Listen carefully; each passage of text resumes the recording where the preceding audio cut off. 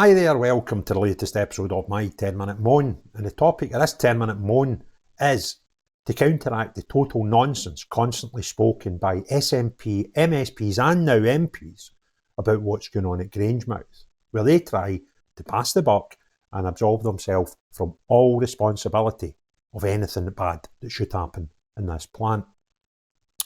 Now, we've got two people to talk about. Michelle Thomson, who's the minister in charge of it, and Flynn, the MP down in Westminster. The two of them are crackpots, right? Now, Michelle Thomson, if I take you back to a story in September of last year, she promised everybody that she'd found a buyer. She told everybody that she'd found a North American buyer for the plant in September. Now, at that point, that was days after we were told the plant was going to be closing in June 2025. Let me just remind you, this is April 2025 we're in now. So that plant is 2 months, so 6 weeks away from closing on the original timescale. But she promised back in September of 2024 that she had found an American buyer. She also claimed that she'd signed a non-disclosure, so she couldn't say much more about it. But she was confident that this company, confident enough to actually tell us about it in the first place, and told us that she was confident that this business would take over the plant, employees a lot. That was September. Now what she's saying a couple of weeks ago is, well, we need to rely on Westminster to bail this out because it's not in our remit. It would have been in your remit if you'd have got this American buyer to buy it. You'd be out there telling everybody how wonderful you are. And this is typical SNP. When they do things that they can do, they love to take all the plaudits. I'll give you a couple of examples. Tata plant in Cambuslang. Sturgeon, look at all the work I've saved. No, you cost us millions of pounds by taking the responsibility and the liability for fixing the ground, which is contaminated. That's what you've done. So, they're out telling everybody how wonderful they are. We've done the same when Ferguson's Marine was brought into public ownership. That was done by the SNP, and they stand in front of cameras and tell you they're God's given. But you cannot take the plaudits when you do these things and you get a positive outcome, and then tell us it's someone else's fault when it doesn't go to plan. Now the reality is, Flynn is down in Westminster today. Westminster convened a special meeting of Parliament to put on the table an option to try and help prevent the Chinese shutting down the last steel mill in the UK. And fair play to Labour, it seems like a sensible thing to do.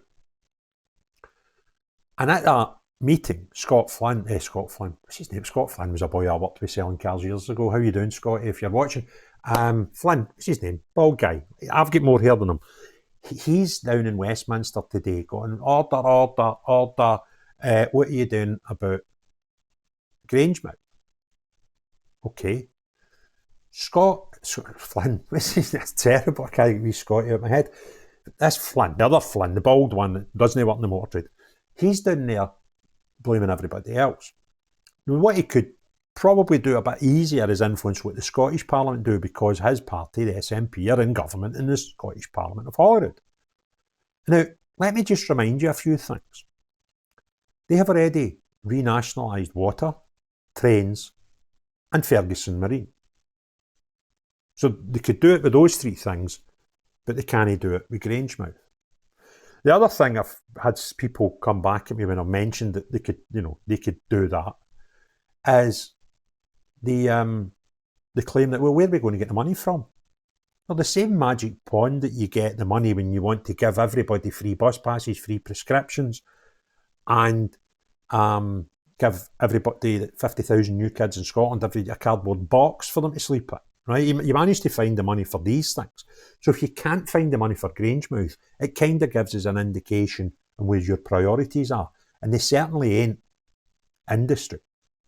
And you've got this big fear still over you that you're relying on the Greens to get your budgets through, etc. Which, if you don't get your budget through, by the way, means we go to an automatic election. Staying up to date with events around the world can be difficult, where it's impossible to consult a single source for the full story. Narratives that shape public opinion often just reinforce media and corporate-backed vested interests. It's hard to know what information to trust. See what the media is exaggerating, sensationalising, over or under reporting. That's why I've been using Ground News. Ground News is an app and website that combines news from around the world in one place so you can compare coverage. For every news source, you can see if it has any political bias, how reliable the reporting is, and who owns them. They even have a blind spot feed that highlights news disproportionately covered by one side of the political spectrum. Take a data-driven view on the news and stay current. Get news from thousands of sources worldwide in one place. I've been using Ground News to help me get all the world's news in one place and give a more balanced opinion on what we read and viewing who is telling us the truth and who isn't. Subscribe via my link to get 40% off the Vantage subscription. It's the one I use to get unlimited access to every feature. Your subscription can not only help my channel, but also help Ground News, as it makes the media landscape more transparent to elect new MSPs. So every year you're relying on the Greens to, vote for your budget or you get papped out. And you've still got this thing that the amount of people that think they can't remember factually when you were trying to get your referendum 2014 successful, that we were all going to be so rich off oil. Oil then became a bad thing 5-6 years later when you had to rely on the Greens to keep you in power. And we try to rewrite history, and we never said that. No, that's nonsense. We also have some people telling us that Scotland doesn't have any devolved powers over energy. Again, that's just lies. And let me explain to you why it's lies. Nicola Sturgeon told us how fantastic she was when she pawned almost all our offshore wind leases. Everyone went to a foreign company, but by the way, and 2 went to national companies of Spain and Norway. And they were pawned, and she took the plaudits for that, £800 million, ridiculous.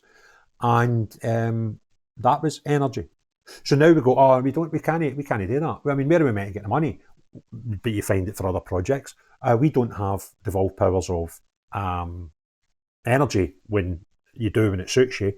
And, we can't make stuff nationalised when you've done it with water, trains and Ferguson Marine. So it's just all noise, bluster and lies.